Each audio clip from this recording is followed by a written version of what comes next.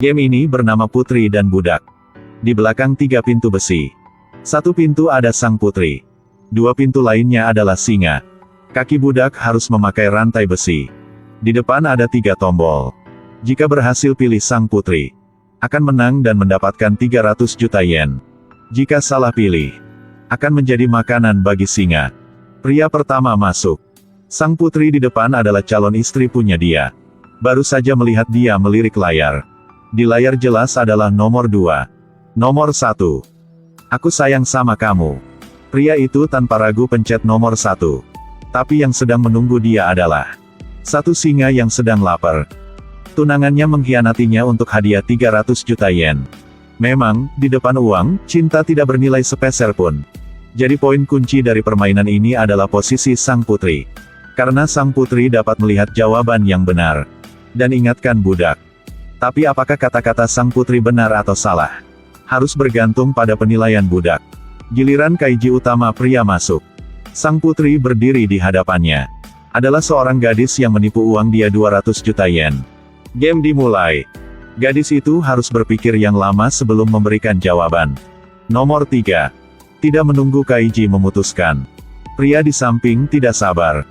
Kenapa kamu bisa percaya sama gadis itu?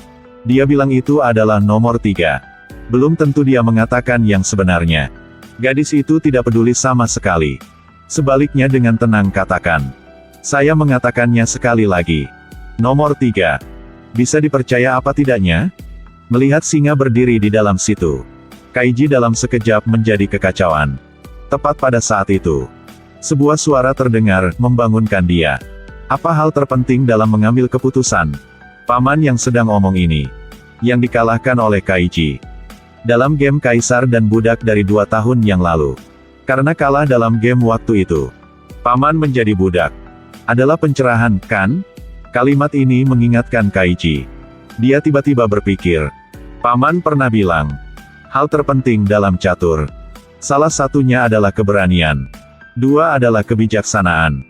3 adalah pencerahan. Jadi paman diam-diam mentransmisikan sinyal. Jika Anda memiliki pencerahan, bertindak cepat. Kaiji perlahan melangkah maju. Lalu tekan tombol nomor 3. Dia membuat pilihan yang tepat. Sang putri muncul tepat di depannya. Kaiji ingin bilang terima kasih kepadanya. Tapi gadis itu dengan dingin berkata. Itulah yang dikatakan orang di atas kepada saya. Jadi penyelenggara tahu mereka memiliki hubungan. Dan berpikir bahwa pasti Kaiji tidak akan mempercayainya. Jadi dengan sengaja biarkan dia mengatakan yang sebenarnya. Kaiji dengan bantuan pamannya, untungnya lolos. Tapi di game berikut, adalah jalan bagi yang benar-benar berani. Jembatan dengan ketinggian ratusan meter. Jika mencapai ujungnya, akan mendapatkan 100 juta yen. Para pemberani sedang gemetar. Dan orang kaya di ujung sana. Minum anggur. Dan menikmati permainan kejam ini. Mereka semua adalah budak yang bekerja di bawah tanah. Harus bekerja di sana sepanjang hidup. Tapi kata manajer, ada kesempatan untuk mengubah hidup mereka. Mereka segera mendaftar. Tapi mereka tidak tahu bahwa permainan fana ini, sejak dulu sampai sekarang, belum punya pemenang. Sebelum game dimulai, Kaiji menggambar garis di sepatu. Punya semua pemain. Jika garis itu berada tepat di alur jembatan, akan berhasil melewati. Namun begitu, karena dengan cara apapun, itu tidak berhasil. Untuk melewati permainan kejam ini, yang dibutuhkan adalah keberanian. Game baru dimulai. Tiba-tiba ada kilatan petir di belakang. Satu pemain panik. Tidak bisa tahan lagi. Jadi dia jatuh di tiang listrik. Lalu tiba-tiba meledak seperti kembang api. Jadilah yang pertama jatuh ke bawah. Orang sisanya semua panik. Seseorang mulai berdoa. Ada yang mulai teriak minta tolong. Tapi tidak berhasil. Kaiji ingin semua orang tenang. Tapi masih banyak yang jatuh ke bawah. Seorang pria berbaju merah tidak tahan lagi. Dia ingin balik. Menjauhlah. Tak perlu dikatakan. Orang-orang di belakang juga jatuh bersamanya. Dan penonton yang menonton sangat bersemangat. Setiap kali ada orang jatuh ke bawah, semua orang bertepuk tangan. Sangat cepat, hanya ada 3 orang yang tersisa di jembatan. Hujan mulai turun. Orang berdiri di belakang Kaiji tahu ini adalah akhir bagi dianya. Jadi segera menarik cek senilai 100 juta dari kantong celana. Memohon Kaiji untuk memberikannya kepada putrinya. Kamu harus menang. Baru selesai omong. Karena tidak membiarkannya mempengaruhi tekad Kaiji. Orang itu langsung melompat ke bawah. Kaiji dan pemain lainnya saling menyemangati. Kesulitan bergerak maju ke depan. Hanya tersisa berapa meter lagi. Mereka mencoba melompat ke jendela seberangnya. Sekarang hanya perlu naik melalui jendela saja. Akan langsung menang. Tapi di saat ini. Tidak, kenapa dia tersenyum? Kaiji mencoba menghentikan rekan satu tim. Tapi tidak bisa lagi. Jangan. Jadi di saat dia membuka jendela. Karena tekanan internal yang rendah. Akan ada angin kencang.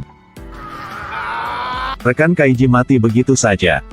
Kaiji mencoba yang terbaik untuk naik ke dalam. Yang menunggu dia di dalam, adalah pertandingan terakhirnya. Kelereng berkilauan cahaya kuning ini. Sebenarnya adalah rawa kanibal. Pemenang akan mendapatkan 1 miliar yen. Jika ada satu kelereng.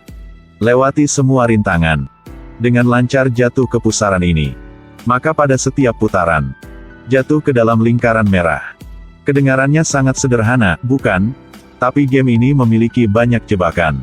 Kebanyakan pemain kehilangan banyak uang. Dan paruh kedua kehidupan hanya bisa menjadi budak. Hingga kemunculan Kaiji. Kaiji baru mulai main game ini. Bola besi dengan mudah melewati tahap pertama. Kemudian jatuh ke pusaran. Apakah itu keberuntungan? Tentu saja tidak. Sekarang penyelenggara datang berjalan. Langsung minta untuk menghentikan permainan. Apakah Anda pikir saya tidak tahu? 1 minggu yang lalu. Seseorang yang menyamar sebagai pekerja pindahan rumah. Pergi ke tempat permainan diadakan. Menipu secara diam-diam. Untuk dapat dengan mudah memenangkan permainan. Jika tidak, bagaimana kelereng besi bisa jatuh dengan mudah? Dia dengan percaya diri mengambil kelereng besi. Tapi tidak menyangka. Semua kelereng normal. Kaiji tidak curang. Apa yang terjadi pada akhirnya? Ternyata, Kaiji dan rekan setim benar curang seperti yang dikatakan penyelenggara. Dia menyusup ke tempat permainan. Tapi tidak pernah menukar kelereng besi. Tetapi untuk mengubah seluruh sistem operasi game. Setelah selesai semua. Diam-diam mengembalikannya ke tempatnya. Karena mereka tahu. Penyelenggara membuka mesin setiap hari untuk memeriksa. Untuk melihat dan memperbaiki bagian yang rusak. Tanpa disadari. Dialah yang membuat ini terjadi. Tapi dia tidak panik. Tidak ada artinya. Dia memiliki satu hal yang lebih kuat, pusaran. Jadi itu bekerja sesuai dengan prinsip yang telah ditetapkan. Kelereng ketika mencapai putaran ketiga akan miring ke sisi lain. Jadi tidak mungkin jatuh ke lubang merah. Rotasi telah disesuaikan. Dan mesin permainan ini. Bahkan tempat pasang mesin. Juga diatur dengan sempurna. Tapi dia benar-benar meremehkan Kaiji. Kelereng dikendalikan oleh gravitasi dan melewati lubang merah dengan lancar. Bagaimana bisa? Jadi Kaiji segera menemukan rahasia ini. Dan rencana mereka adalah untuk mengambil alih gedung. Saat gedung bangunan sedang dibangun. Mereka membawa 20 pipa air sederhana. Jumlah airnya bisa dikatakan sangat besar. Dan seperti itu. Seluruh gedung terlihat seperti menara miring. Dan rotasi juga kembali ke posisi semula. Tapi bagaimana dia mau menyerah? Dia mencengkeram pengontrol. Kontrol ulang rotasi. Tindakan apa ini?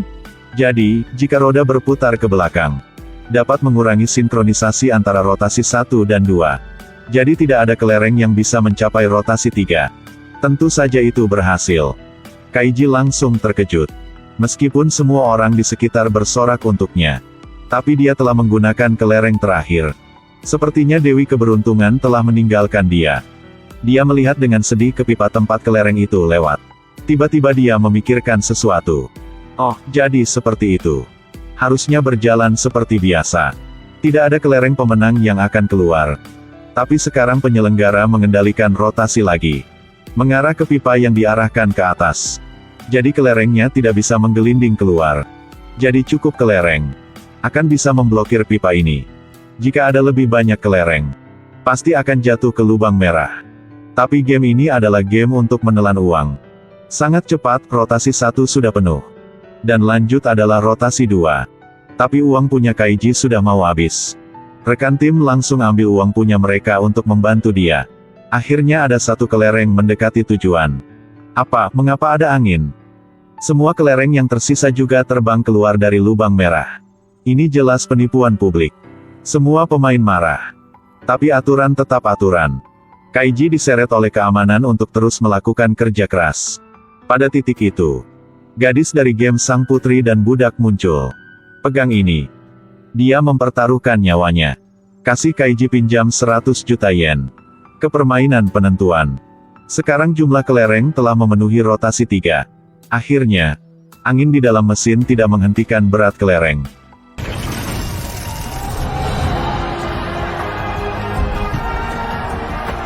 Mereka menang.